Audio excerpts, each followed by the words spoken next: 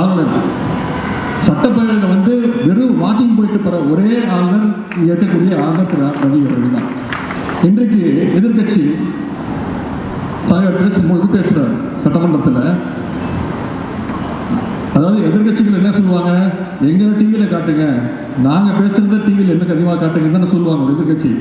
ஆனால் நம்முடைய எதிர்கட்சி தலைவர் எடப்பாடி பழனிசாமி நீங்கள் எழுத்துற முதல் பிரச்சனை எடுத்தாரு, நீங்கள் ஆளுநரை சரியாக காட்ட மாட்டேங்கிறீங்க, ஆளுநர் வந்ததை காட்ட மாட்டேங்கிறீங்க, ஆளுநர் போகிறதையும் காட்ட மாட்டேங்கிறீங்க அப்படின்னு எதிர்கட்சி தலைவர் யாருக்கு குரல் கொடுக்குறாரு? ஆளுநருக்கு. இதில் என்ன தெரியுதா அவங்களுடைய கூட்டணி எப்படிப்பட்ட கூட்டணின்னு?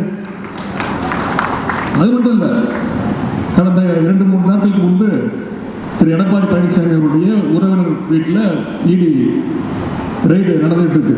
நிச்சயமா ஐடி ரைடு நடந்துகிட்டு இருக்கு. நிச்சயமாக நான் சொல்கிறேன், அடுத்த தேர்தலில் 2 பேரும் ஒன்றா சேர்ந்து தான் வாக்கு கேட்க போகிறாங்க.